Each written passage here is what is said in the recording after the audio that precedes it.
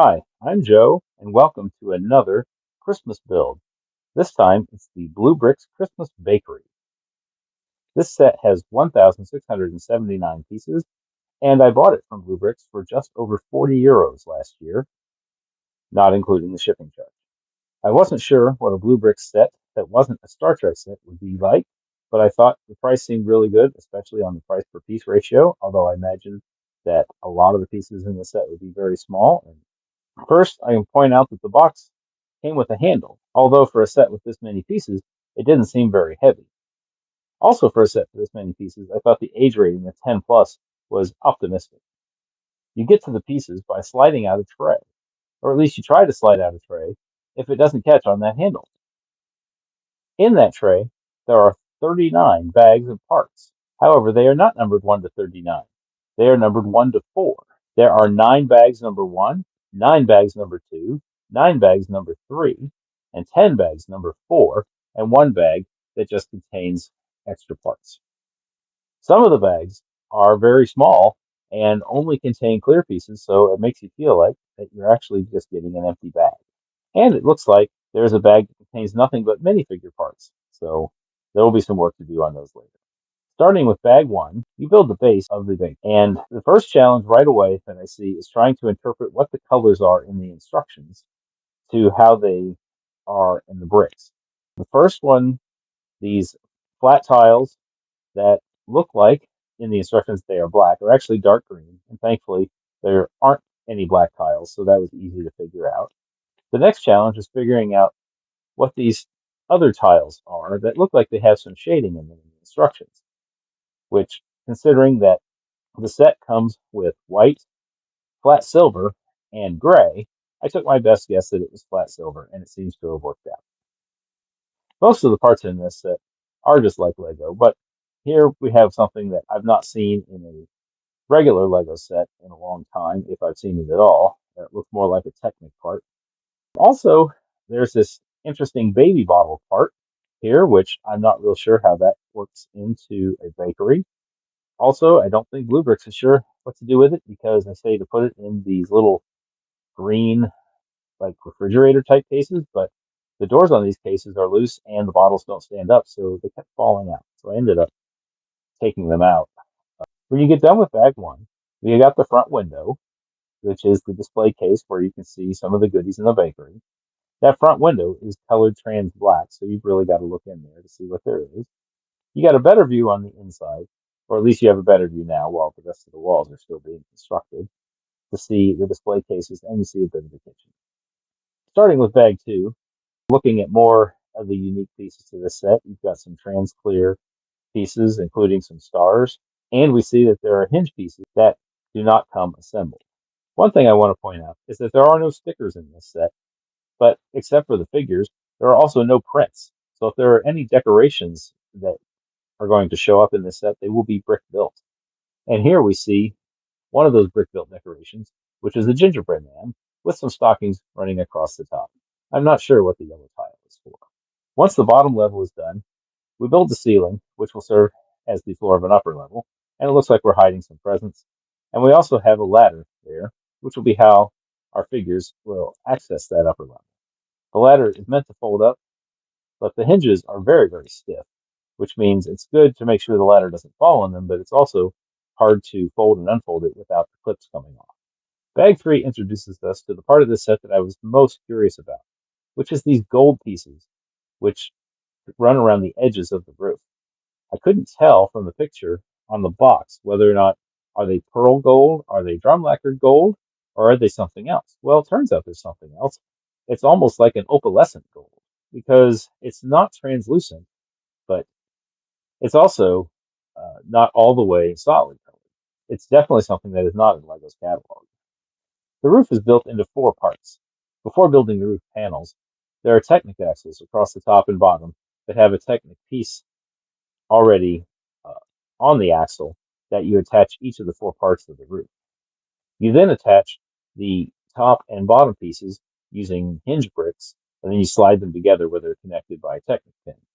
Well, I thought, based on the picture on the box and the use of hinge bricks, that there would be a bend in the roof, but there really isn't. In fact, there's actually a sizable gap between the roof and the side of the building. So I wasn't sure if I did something wrong, but I checked over and over, and I tried to bend the hinges, and the roof will not stay attached to the two Technic axle pieces if you try to bend the hinges. So I just decided to let it go, and maybe it would look more natural as the project went along. The next part of the build is building the windows that go on the side of the roof. And that leads to the next odd observation I had, where it felt like the roof of those windows was backwards, where it's got the slanted part towards the front instead of, you know, trying to line up flush with the roof. So I turned those around, and they still look odd. Um, it just depends on the angle that you look at it. But no, it actually looks odd either way. Now we're on to bag four, and I decided to start with figures. And looks like we have some assembly required and even some disassembly required because we've got some of the parts that are actually still held in the plastic, like when you would get plastic model kits. Two observations about the figures, and of course, they look much more like Friends mini dolls than Lego mini figures.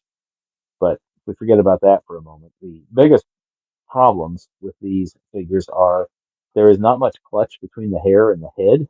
So I had a hard time while I was trying to mess with the figure to keep the hair from just falling off. Feet actually can be rotated, but they actually have to be because naturally they are too close together to be able to attach both of them to studs at the same time unless you twist them. Another thing I noticed right away after building the figures is I've got parts to build a bicycle, but I've got a really thin, clear part that's going to work as the wheel. And I'm not sure how I'm going to be able to fit a tire on that. So I'll have to figure that out later. So after taking that break to build minifigures, we build the second part of the roof, and there's still a gap on the other side. And eventually I decided to try to do something a little bit different to see if I could get the bend that I thought was supposed to be there. So I disconnected the bottom part of the roof on one side just as a test from the Technic axle that it's attached to. And then I forced the click hinges into at least one click to create an angle. And it definitely made a difference in the way the roof looked, but at least it may not show it in the picture, but looked in person like it was bent a lot more than it was and made me think of the way Iron Man bends his hands when he's coming in for a landing. So I ended up putting the roof back. After the roof is done, we just have a little bit to go with putting on the chimney right there in the center of the roof. And then we build up the front. We had a snowman and some snow and a Christmas tree. Although we do leave a curious gorge here in front of the door. Um, for a long time, that is left open as though we're going to put some kind of doorway there. But no, we're just going to put a 2x2 round tile that hangs over there. So this is a bakery that's just inviting lawsuits. And then finally, we build the bike and figuring out the problem that the wheel is actually composed of two parts and they have to be squeezed together, which actually creates the width that is necessary to get the rubber tires on.